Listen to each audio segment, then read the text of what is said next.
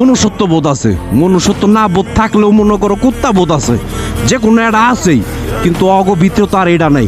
ওরা তো মাঝে মাঝে মাঝে মাঝে কি ওরা এটাই মনে করে যে কখনো মৃত্যু হবে না, কখনো হাসরের ময়দানে আল্লাহর সামনে খাড়াই তুইব না, এরা ভাই তো মনে করে এই অপকর্মগুলা করে।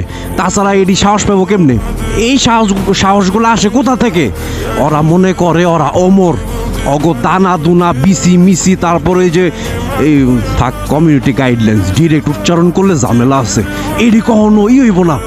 এটি সারা জীবন একদম কি সারা জীবন এটি এরকমই থাকবে, অমর। ওরা সবাই অমর যারা এরকম অপকর্ম করে। এগুলো আসলে এটি আল্লাহ তাআলা, আমি তো এত কিছু জানি না, কিন্তু আমি শুনছি বুখারি না সরি, কি বলে কোনটা যেন হ্যাঁ সূরা বাকারায় আল্লাহ তাআলা এইভাবে নাকি বলছে যে আমি কিছু কিছু বান্দা বা কিছু কিছু মানুষের চোখে মুখে মুহুর লাগায় দিব।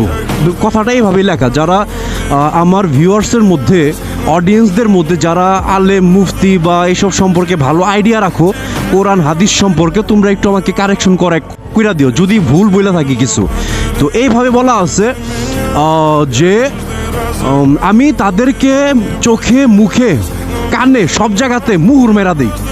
হ্যাঁ, মুহুর বিষয়টা এরকম মনে হয় যে তারা দেখো না দেখার ভান করবে, শুই নাও না শোনার ভান করবে, দেখেও না দেখার ভান করবে, এটা আল্লাহ তাআলাই মেরা দেয়।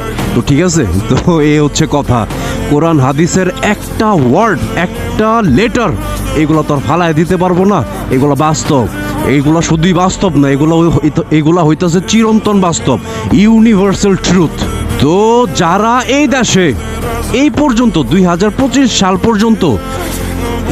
পর্যন্ত যারা ন্যায্য বিচার পান নাই, যারা 7 আসমান উপরে চলে গেছো, যারা ইন্তেকাল করেছো, তারপর যারা বেঁচে আছো কিন্তু ন্যায্য বিচার পাও নাই, টেনশন নাই, প্যারা নাই, চিল, বিচার হবে, একের বিচার হবে। কিন্তু সেটার জন্য একটু ধৈর্য ধারণ করতে হবে। সেটার জন্য তোমার একটু ধৈর্য ধারণ করে হাসরের ময়দান পর্যন্ত যেতে হবে। সেইখানে আবার তোমার একের বিচার হবে, তুমি ন্যায্য বিচার পাবা, সবই পাবা, সব মনে করে একদম A to Z pie to pie ভাবে পাবা। এই দেশে না পাইলেও ওই জায়গায় পাবা, হাসরের ময়দানে তুমিও পাবা, আমিও পাবো, সবাই পাবে। বুঝতে পারছো? এই যে পশু পাখি, এই যে পাখি একটা উইরা ডাইলে বইল, বেটা কে তোরা কেমন আছিস, অগৌ হিসাব হবে। বুঝাইতে পারছি? তো কাজেই অপেক্ষা থাকো, কি কয়, হ্যাঁ কাজেই অপেক্ষায় থাকো, ধৈর্য ধারণ করো ন্যায্য বিচারের জন্য।